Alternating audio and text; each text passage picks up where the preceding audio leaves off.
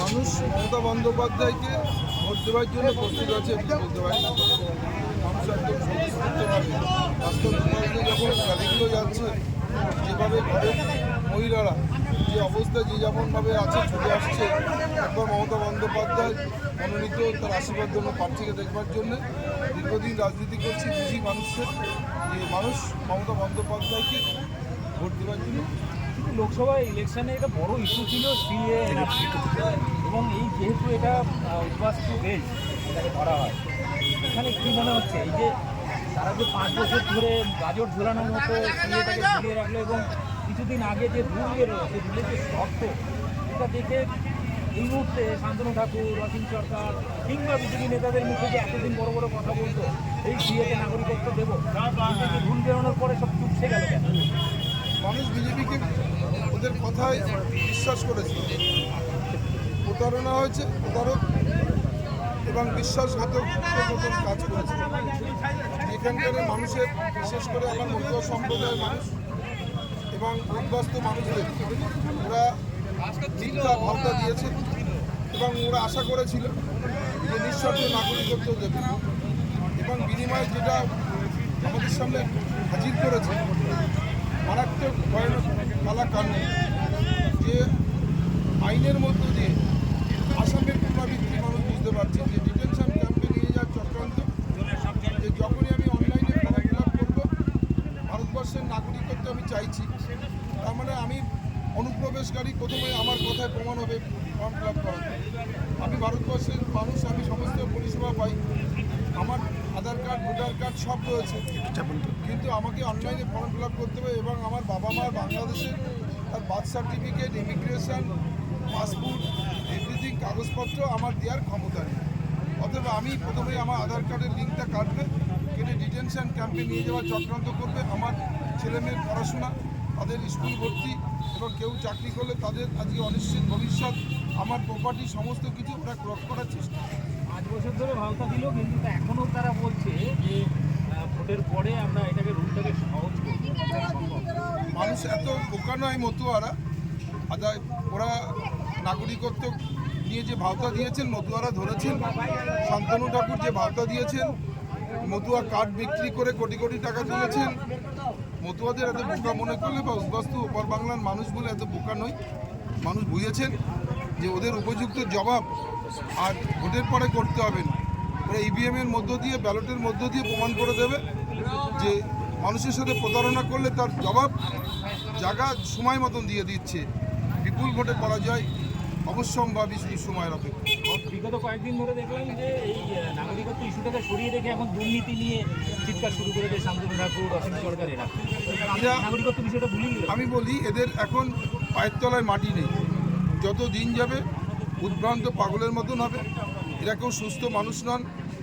তো অসীম সরকার নিজেই বলেছেন, আমি এই কথা পুনরাবৃত্তি করতে চাইছি না।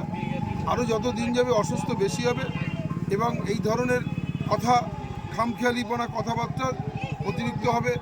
এবং যে একজন মহিলা রাজ্যসভার সাংসদ, কিন্তু সে তো অলমোস্ট একজন মহিলা এবং তারই নিকট আত্মীয়। আমি যদি নিকট আত্মীয় বাদই দিলাম জেঠিমা, মায়ের মতো, তথাপি সে একজন বিধবা মহিলা, সেই নারী তার কাছে সুরক্ষিত নন। যে তার বাড়িরই লোক, কিন্তু তিনি বড়মা বীণাপাণি দেবীর যে ঘরে থাকতেন তার সেবা করতেন, যারা ওরা কেউ কোনোদিন করেনি। এক মমতা ঠাকুর করেছেন আর মমতা বন্দ্যোপাধ্যায় করেছেন বীণাপাণি দেবীকে। তার ঘরে সে পাশে আশ্রয় নিয়ে থাকে। বাড়ির গ্রিল ভেঙে হাতুড়ি দিয়ে একজন কেন্দ্রের বিজেপির মন্ত্রী, যদি তার কাছে একজন নারী সুরক্ষিত নন, তার সম্পর্কে তার মায়ের মতন, তাহলে সাধারণ মানুষ কীভাবে সুরক্ষিত হতে পারেন? তার মতুয়া সম্প্রদায়ের অন্য মানুষদের এ মানুষ মনে করে না। এরা সবসময় মনে করে যে তাদের একটা পয়সার রোজগারের জায়গা, খেলার পুতুল, যা খুশি তাই করতে পারি। জবাব পাবেন। মতুয়ারা রাস্তায় নেমেছে, তার এর বিরুদ্ধে, সিএর বিরুদ্ধে প্রতিবাদ করছে। আবার উদ্বাস্তুরা করেছেন, শুধু সময়ের অপেক্ষা। কিন্তু এখানে সে এখনো পর্যন্ত গলাবাজি করে একটা জিনিস বলছে যে তৃণমূল যারা করে তাদের নাগরিকত্ব দেবো না, বিজেপি যারা করে তাদের নাগরিকত্ব। এটা বললাম, এতে পাগল হয়ে গেছে। কারণ কেন্দ্রের প্রতিমন্ত্রী ছিলেন, অনেক সুখভোগ করেছেন, মানুষকে মানুষ মনে করেননি, কোনো জনসংযোগ নেই, 5 বছর আগে ভোট নিয়ে চলে গেছেন, মানুষের কাছে আসেনি। একটা দারুণ মজার ব্যাপার ছিল না, 5 কোটি টাকা করে পেয়েছি, 5 বছরে 25 কোটি টাকা, এগুলো পৈতৃক সম্পত্তির মতন ঢুকে গিয়েছে, 9-6 করে নিয়েছেন। সব সেই জায়গায় যখন বুঝতে পারছেন যে আমার এই মৌরুসি পাটটা শেষ হয়ে গেছে, আর আমি আসতে পারবো না, জিততে পারবো না, তখন মাথাটা বিগড়ে গেছে, ভুলভ্রান্ত কথাবার্তা বলছেন, আর এটা আরও বেশি করে বলবেন, স্বাভাবিক।